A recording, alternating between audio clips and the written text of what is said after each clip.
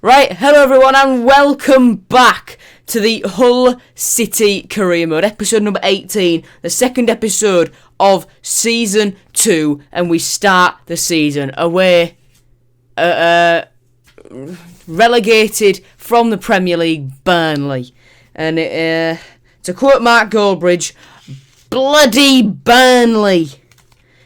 However, would we walk away from turf more victorious or with no points at all to start the season? Well, we'd certainly start off the way you'd want to start a game. That's James Scott playing through Keane Lewis Potter and Lewis Potter firing it into the far corner.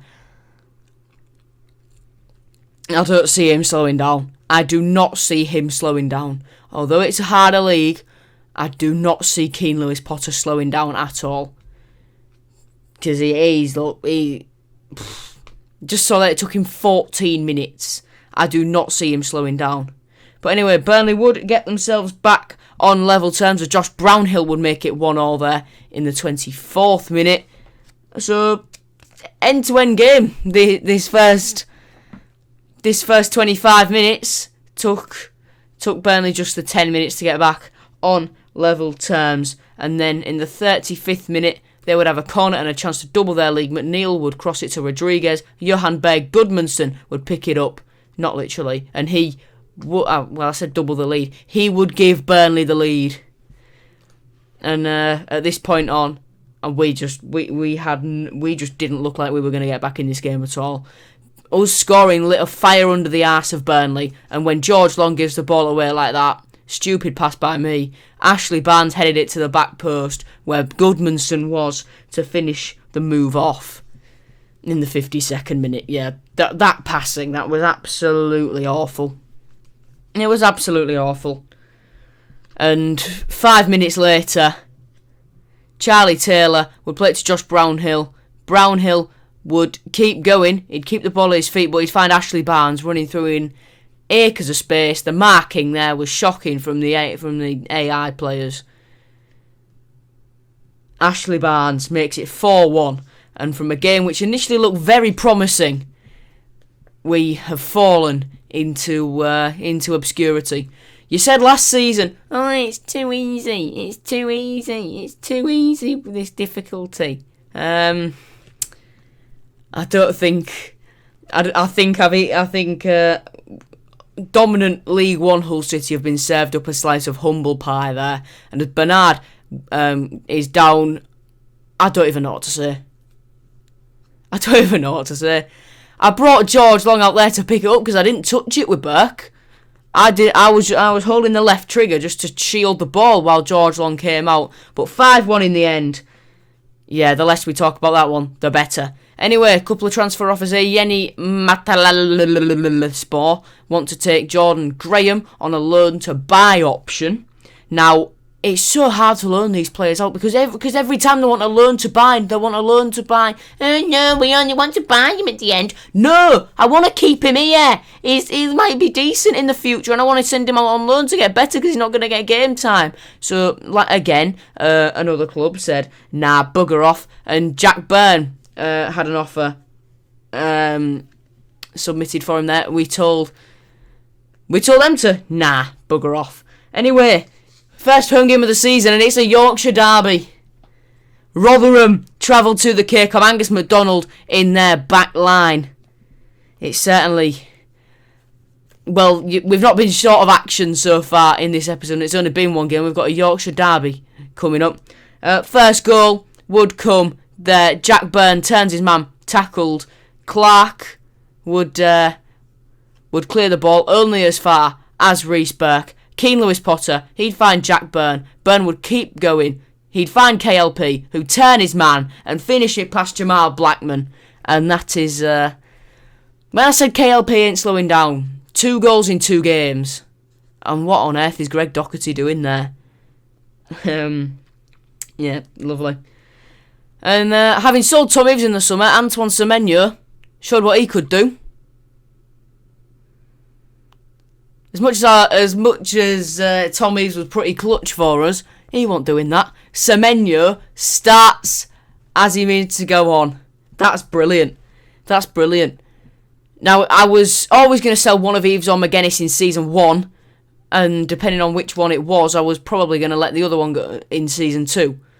But to get the replacement, do that on his first home appearance, to make it 2-0, we would be pegged back, but oh well. Yeah, Lindsay scored, who cares? Anyway, now, for realism's sake, I thought, I need a centre mid. City have just signed a centre mid. I recorded this gameplay before we signed Crowley, before we signed Gavin White, and I think we're pretty alright in most of those positions.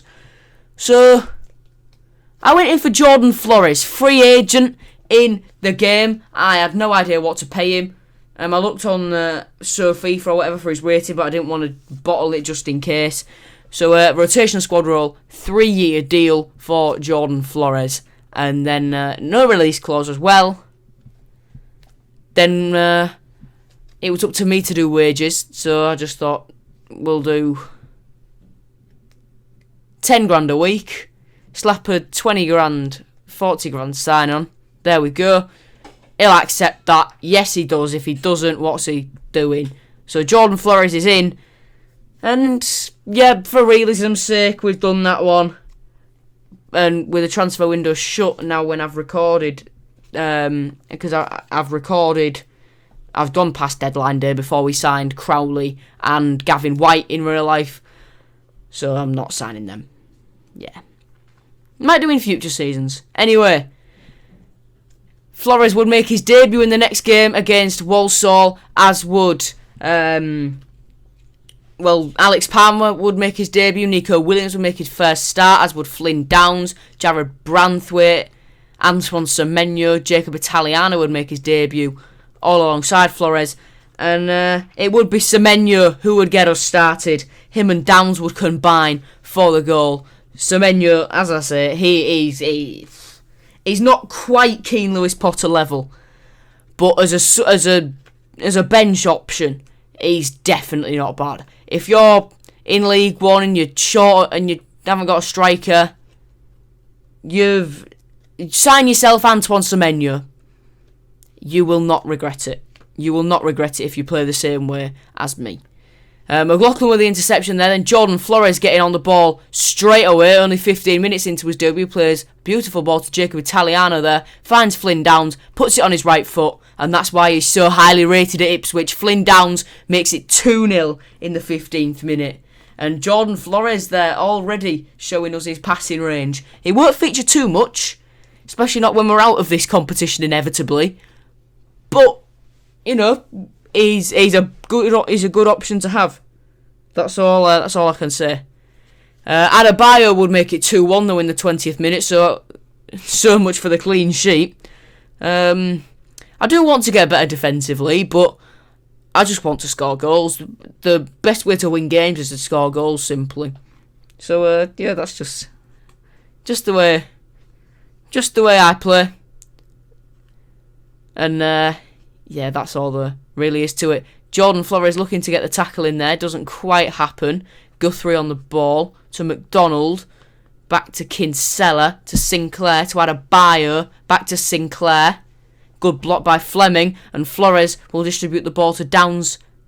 And Downs passes over halfway to Semenyo, who really, really well turns his man. Finds an acre of space. Ball rolls inside. Semenyo cuts back. Finds Toby Baldwin in the 43rd minute to get himself a goal. I think that's... Am I right in thinking that's his first in a Hull City shirt? I don't know. Anyway, into the second half then. Walsall had a free kick that we would sort of clear away. Then it'd come back. Then we'd sort of clear it away again. Baldwin would find Semenyo. Semenyo just on fire in this game. Lovely little cut past the full back there. And up against Jules. He does the same. Pulls it back to Flynn Downs. Another good finish. That's a goal and an assist for Semenyo. 2 goals for Flynn Downs. Did Downs get the assist for Semenyo's? I think he might have done. So not an half bad first start for that pair. Then Alex Palmer got dinked in the 85th minute, but it wouldn't matter too much in the grand scheme of things, as we would win the game 4-2.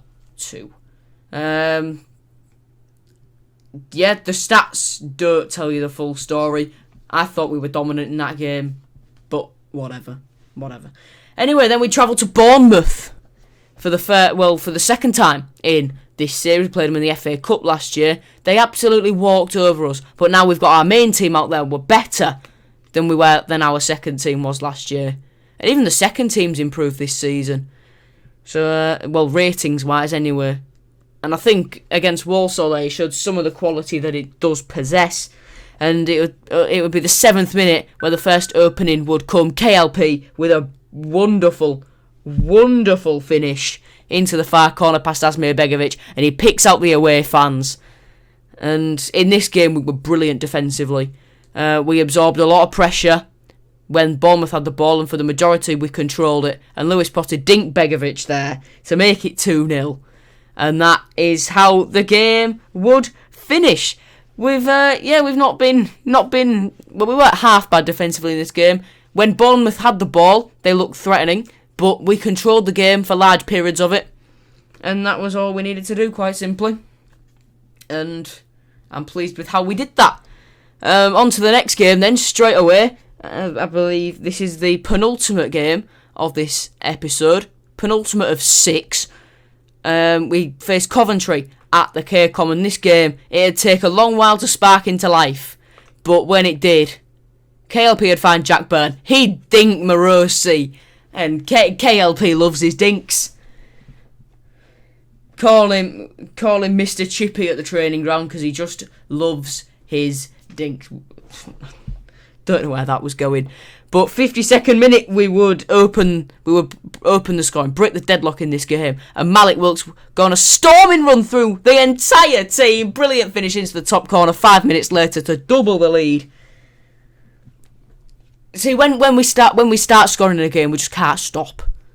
But when we start conceding in a game, we also can't stop. So we've got to try and find the balance.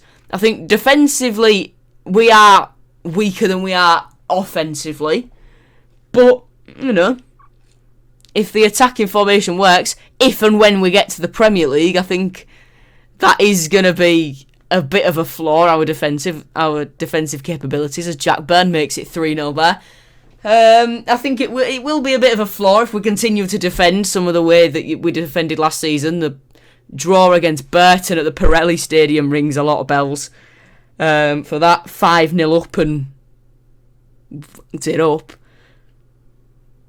And Coventry would make it 3-1 in the 70th minute. It'd be Godden who would get the goal there. But yeah, so defensively, to quote Jurgen Klopp, we do need to defend better. Ha ha! This though, I want your opinion on this. So block there by Nico Williams. Jacob Greaves is about to clear the ball, gets tackled. Hamer, and I think that's Godden getting a bit of a mix-up. Doherty comes in, gets the ball, may I add, and gets sent off. Now, initially I was like, no, never. Having watched the replay back when I was editing it, I'm more sitting on the fence now. He did get the ball, but whatever. Anyway, the free kick, they absolutely skied. And then from the goal kick, we'd look to build from the back. Burke would find Williams, who'd find Wilkes. Wilkes would feed the ball through to KLP. Advantage played for a foul. KLP, what's he going to do? Square it to Jack Byrne, that's what he's going to do. And he just pokes it in, picks the ball up and says, come on lads. That's Jack Byrne's first 2 goals of the season in a 4-1 win for the Tigers. Moving swiftly on then to Deepdale. Trip to Deepdale to face Preston North End. Now, this game was very interesting because the way Preston play on FIFA is they like to push very high, and with the pace that our attacks got, that's just something you don't do. So from the corner in the 7th minute, Jacob Greaves cleared to Jack Byrne, who raced away down the right hand side, still running, pulls it back for KLP. Beautiful finish by Keno. A very, very quick counter-attack. And I believe there, is that some away fans in the home end? Oof. Risky business. And, just watch. He's too good. When I says he wasn't slowing down, he's not slowing down. That from KLP was just pure class. That was absolutely magical, that, from Keane Lewis Potter. Beautiful little turn, great finish into the near corner. And again, we would counter. Preston had a lot of attacks in this game, but they committed everyone forward with a pace of Burn, KLP, Wilkes and Scott. It's just something you don't do. Burn gets his third in 2 games, makes it 3-0. And it's plain sailing. It's plain sailing at this point. George Long sat there with a deck chair, sat on a deck chair, newspaper in hand, beer sat if he wants a drink. James Scott hits the post there, but KLP picks up the pieces. Beautiful little finish.